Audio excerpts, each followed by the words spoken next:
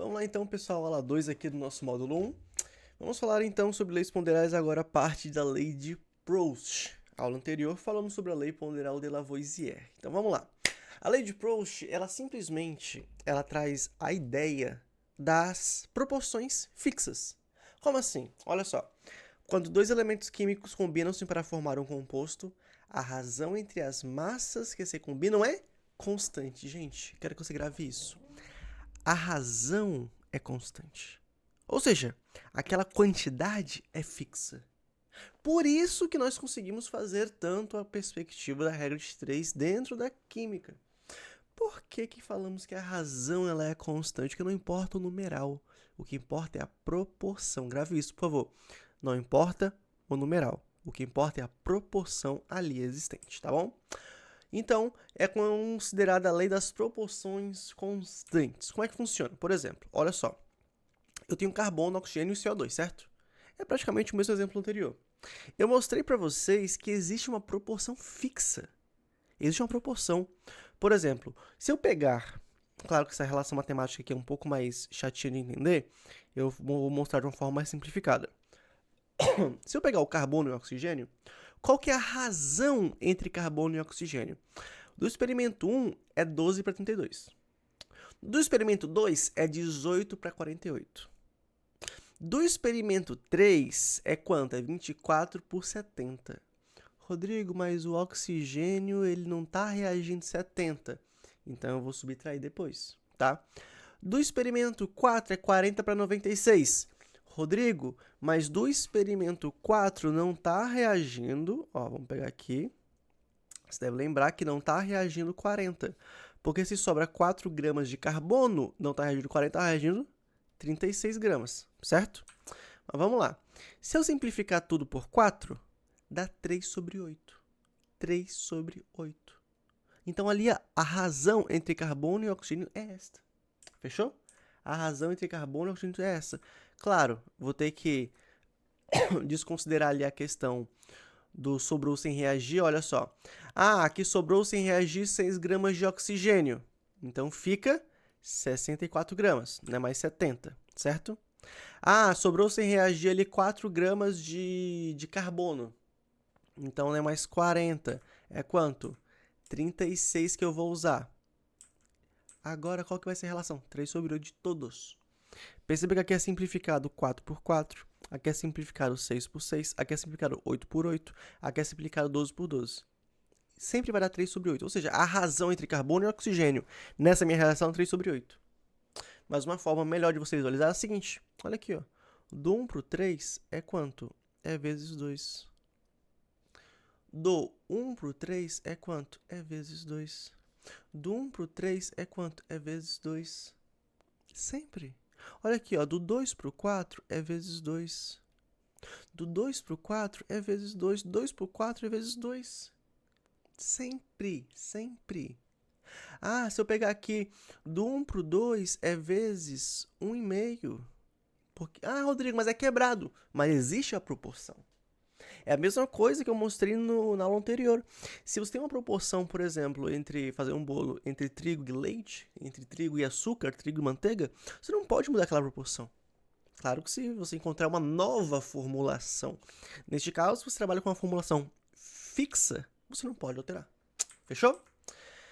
Questãozinha, essa questão aqui, ela é bacana para a interpretação. Então, eu quero que você primeiro pause, dê uma observada e veja o que você acha.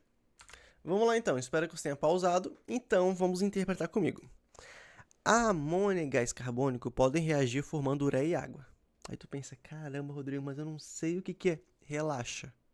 Relaxa. A maioria das questões, inclusive essa daqui da FUVEST, ainda mais questões Enem, elas vão buscar primeiro te confundir com nomes tipo assim, nossa, o reagente tal com o reagente tal forma produto tal. Relaxa. Beleza? Ó. A amônia e gás carbônico podem reagir formando ureia e água. O que você tem que saber? Só que a amônia, precisa nem saber a fórmula molecular, não se preocupa. Mas gás carbônico, CO2, né? Reage formando ureia e água. Pronto. É a única coisa que você precisa saber por agora. Fechou? O gráfico ao lado que no caso aqui pra gente tá embaixo, mas na prova tá ao lado, mostra as massas de ureia e de água que são produzidas em função da massa de amônia. Então ali eu tenho a proporção. Meu eixo X eu tenho massa de amônia. Aqui eu tenho massa de água e massa de ureia. Eu tenho a proporção. Aí ele pergunta, ou traz, né? A partir dos dados do gráfico e dispondo-se de 270 gramas de amônia, então o ponto de partida é essa. 270 gramas de amônia. Rodrigo, mas eu não tenho no gráfico 270. Eu tenho só até 120. Já vamos interpretar isso. A massa aproximada em gramas de gás carbônico. Então, eu quero saber gás carbônico. Vou colocar aqui CO2, né? Eu quero saber CO2, massa de CO2. É minimamente necessária para a reação completa com essa quantidade. Rodrigo, o que eu vou fazer aí? Gente, você vai olhar a proporção. Você vai você vai observar a proporcionalidade. Por exemplo, o que você já sabe? Sabe que amônia mais gás carbônico forma ureia e água. Isso você já sabe. Fechou? Já sabe. O que a questão falou. Vai partir do princípio de quanto? Opa, meu gráfico não tem 270. Que numeral você pegaria? Rodrigo, eu posso pegar qualquer um? Qualquer um. Qualquer um. O nosso cérebro, muitas vezes, já pensa no 100. Por quê? Porque o 100 é um número redondo, bonitinho, você pensa em 100%, que é o total. Gente, eu já digo uma coisa pra vocês. Nem sempre pegue o 100 em um gráfico, quando você tem que observar uma proporção. Pegue um valor que a proporção seja um número inteiro. Como assim?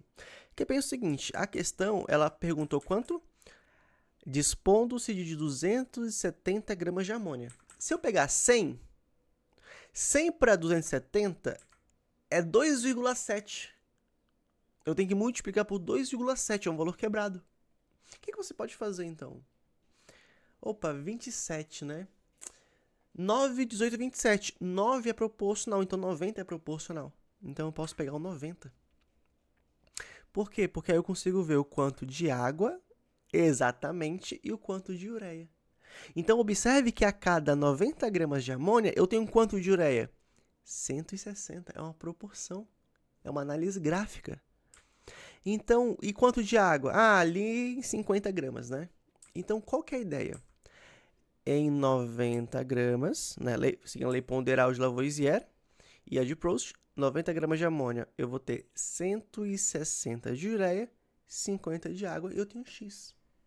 Gente, a lei de Lavoisier traz o quê? A soma da massa dos reagentes é igual à soma das massas dos meus produtos. Certo? Então, se o meu produto é 160 mais 50, dá 210, certo? 210 menos 90 da amônia, 120 de gás carbônico. Aí, cuidado, tem 120 na resposta. Mas perceba que 120 é para quanto de amônia? 90. Certo? É para 90. A questão fala quanto de amônia? 270. Então, você tem que olhar a proporção. Como assim? Se 90 é 120 de ureia, ou desculpa, 120 de gás carbônico, 270 é para X. Você pode fazer uma regra de 3 básica, que é o seguinte. Se a cada 90 gramas de amônia é 120, vou colocar aqui, 120 de CO2, 270 gramas para X. Por que você encontra a proporção? Porque ó, daqui para cá é múltiplo de 3.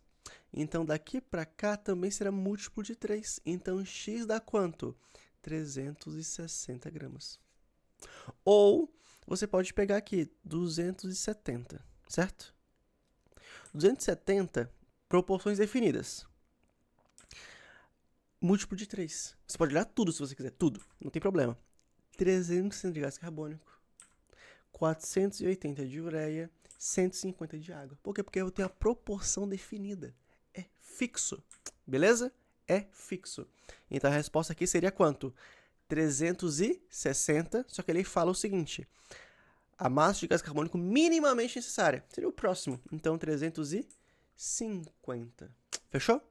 Então perceba que a perspectiva da lei de Proust, referente a um gráfico, referente a uma reação química, gente, é só você olhar a proporção. Fechou? Essa parte, então, de lei ponderal de Proust fica aqui. Daqui a pouco temos mais.